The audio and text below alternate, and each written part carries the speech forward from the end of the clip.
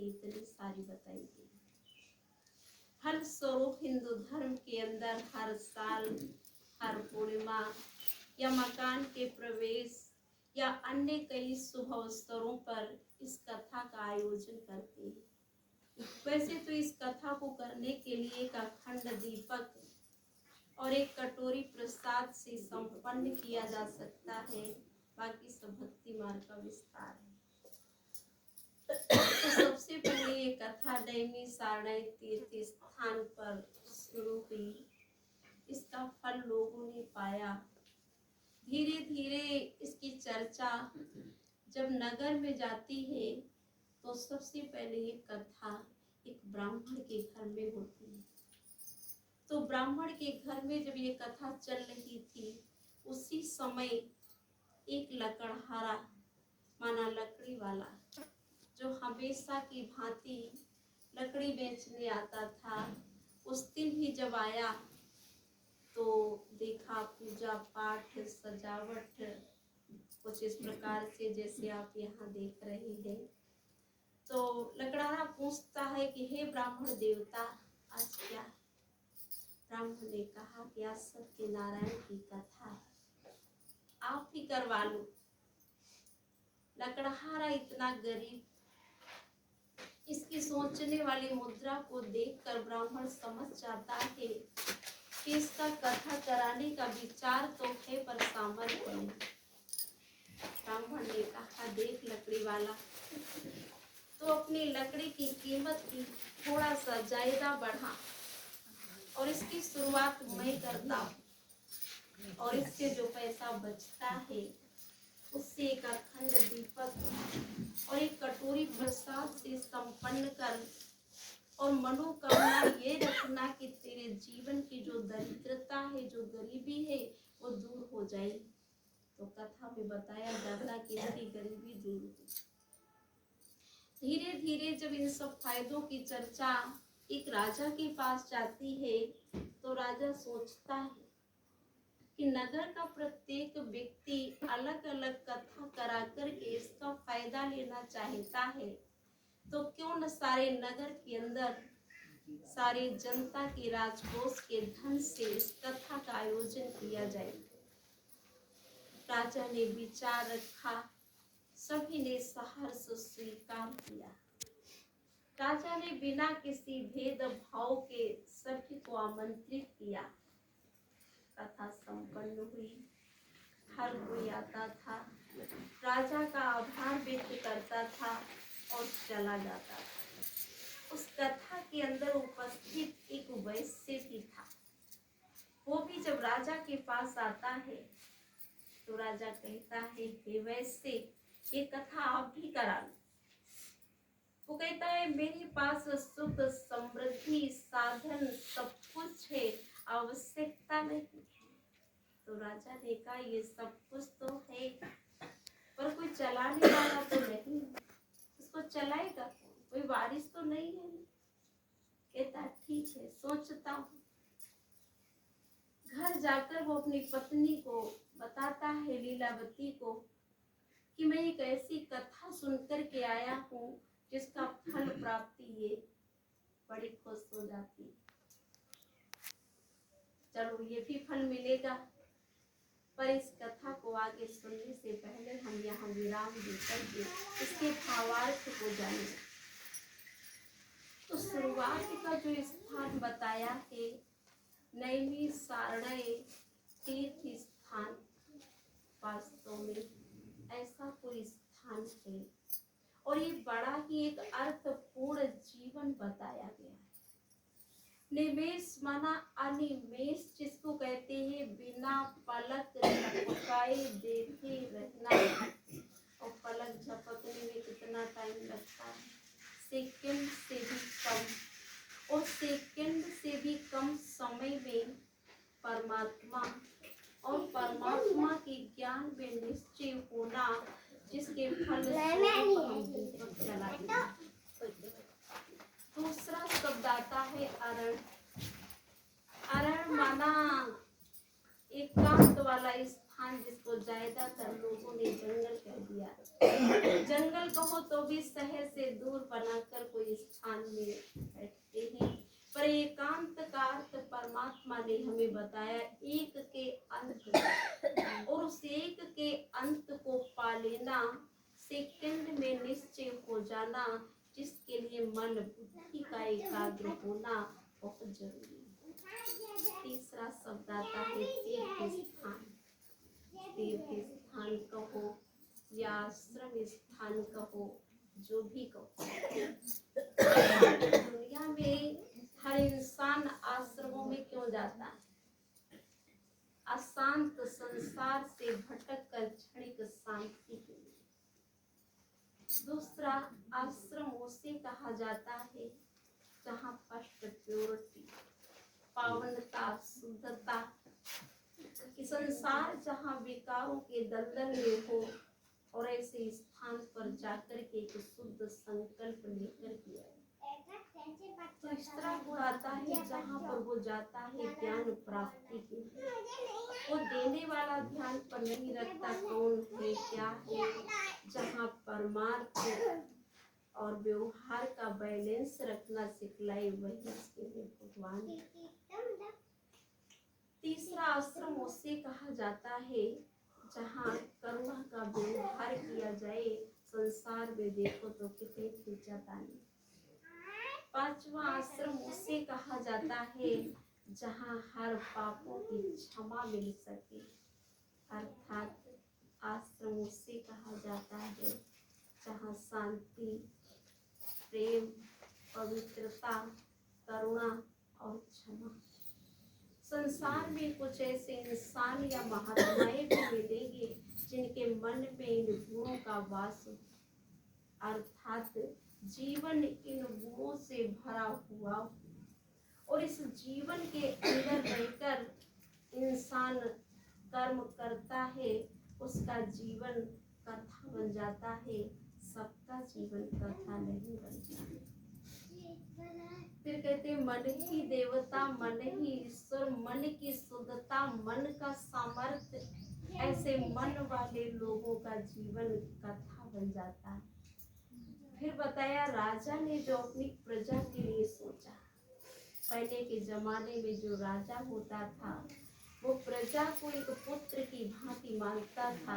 आज राजा और प्रजा के व्यवहार को देखो तो कैसा लगता है, कितनी खींचातानी।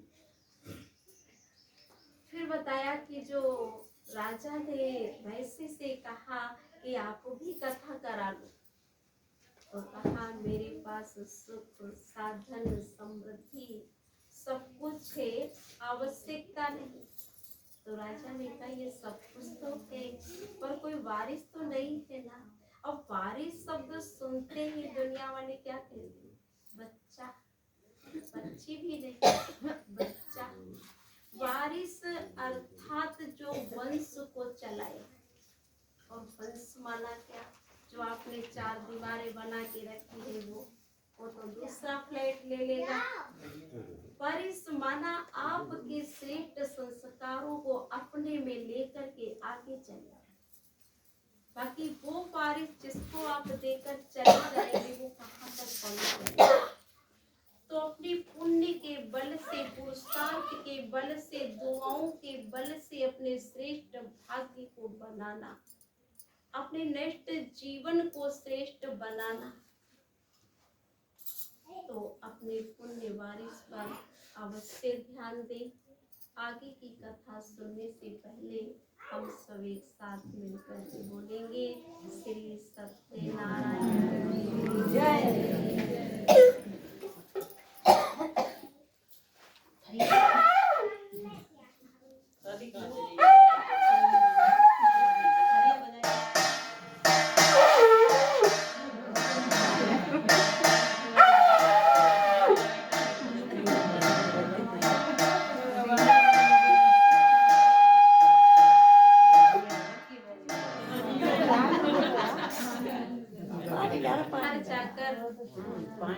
जब लीलावती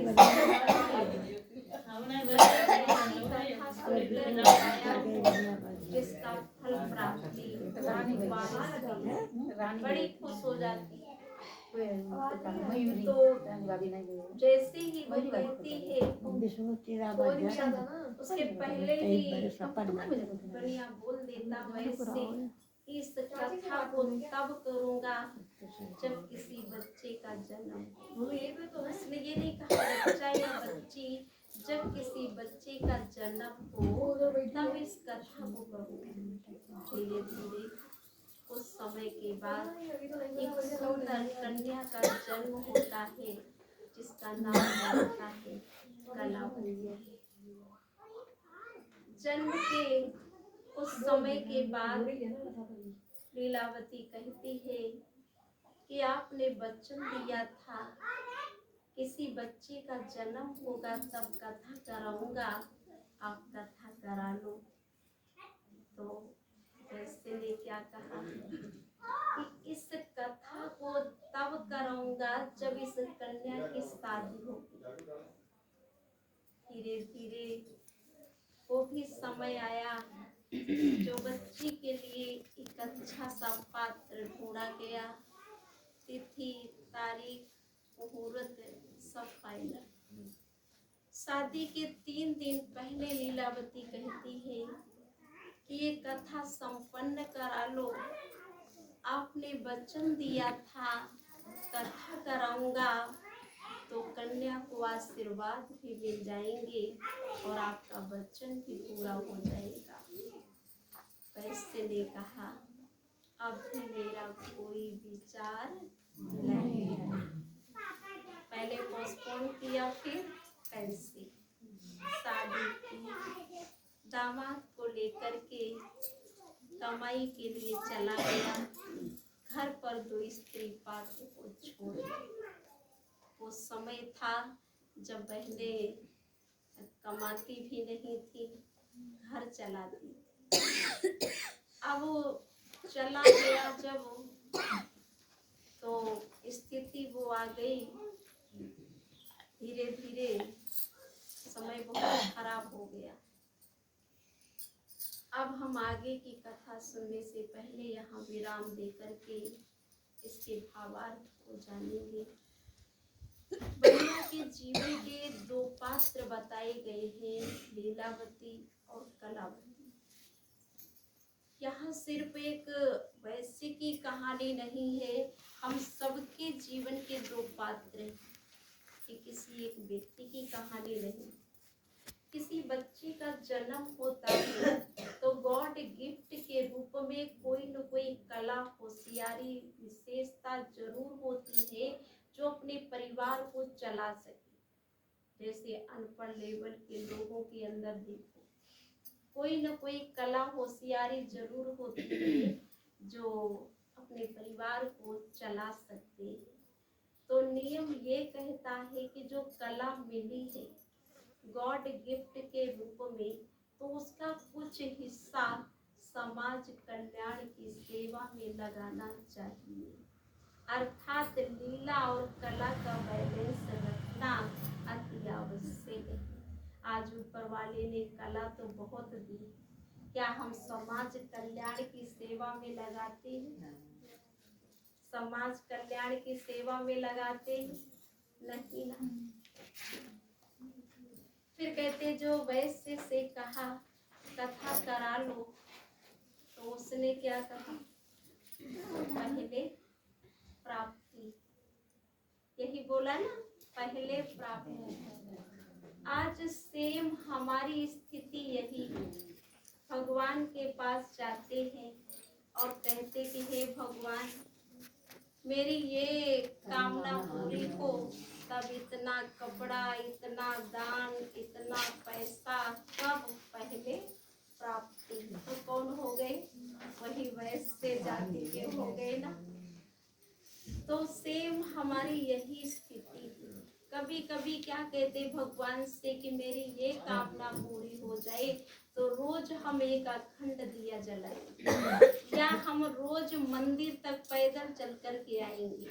5 दिन हो गए, जो कामना पूरी होनी थी वो हो गई, कब बंद हो गया पता ही नहीं चला। यही तो होता है, पता ही नहीं चला कि कब हमारा क्या हो गया। फिर कहते हैं कि आज समाज में हम आप देख रहे हैं कितनी मनोकामना लेकर के हम भगवान के पास जाते हैं और भगवान पूरी नहीं करता है तो हम क्या करते हैं, रूठ जाते हैं कि भगवान ने मेरी सुनी नहीं। तो ये चीजें होती हैं। फिर बताया कि जब चला गया तो स्त्री पात्र को छोड़कर, स्त्री पात्र माना निर्बल कमजोर बताया गया कि आज के समाज का ये चित्र है कि युवा पीढ़ी विदेश को चली जाती है कमाई के लिए और घर पर बूढ़े माँ बाप को छोड़कर वो फ्रेंड सर्कल में पूछने को तैयार है क्या खाया क्या पिया कैसे हो, पर माँ बाप से नहीं। तो घर में पात्र छोटा हो या बड़ा हो, हम केवल अपनी फर्ज अदाई करें, उसका फल हमें जरूर मिलेगा। एक कहानी मुझे याद आती, एक परिवार था, उसमें माता पिता और एक 3 साल की बच्ची। वो करता क्या था, बाजार से कलरफुल रोल लाता था और बॉक्स बनाता था और बाजार में बेचता था। इस वजह से उसके घर में कलरफुल रोल पड़े रहते। एक दिन क्या हुआ कि एक कलर का पेपर था, तो बाजार से जब आया थका हुआ, पत्नी से बड़ा नाराज हुआ, देखा कि ये कलर जो रोल है उसमें कुछ टुकड़ा कटा था। उसने पत्नी से कहा आपने काटा, उसने कहा मैंने नहीं काटा, मैं भी तो सारा दिन आपको काटती रही, मैंने नहीं काटा। बच्चे को बुलाया, आपने काटा, बोला हाँ मैंने काटा, पर क्यों काटा वो बताने के लिए तैयार नहीं। क्या हुआ कि दूसरे दिन जब सवेरे उठती है तो जो पेपर काटा था उसे छोटा सा बॉक्स बनाती है और अपने पापा को जगाती है, कहती हैप्पी बर्थडे पापा। उसको लगता है मुझसे बहुत बड़ी गलती हो गई, उसको गोद में बैठा लेता है और बॉक्स को देखता है खाली, बड़ा गुस्सा आता है। आज के दिन खाली फेंक दिया बॉक्स को और उस बच्ची को नीचे गिरा दिया, उसको मारा नहीं, पर वो खुश हुई और रोती रोती कहती है पापा ये खाली नहीं है, इसमें बहुत बहुत प्यार भरा हुआ है, इस पे दुआएं भरी हुई है कि मेरे पापा जीवन में बहुत उन्नति करें और आगे बढ़े। 6 महीने के बाद क्या होता, वो बच्ची स्कूल जाती है और उस स्कूल बैग में उस बॉक्स को लेकर के जाती है और खोल के देख लेती, इसमें बहुत दुआएं। उस बच्ची का एक्सीडेंट हो जाता है, लाइफ टाइम वो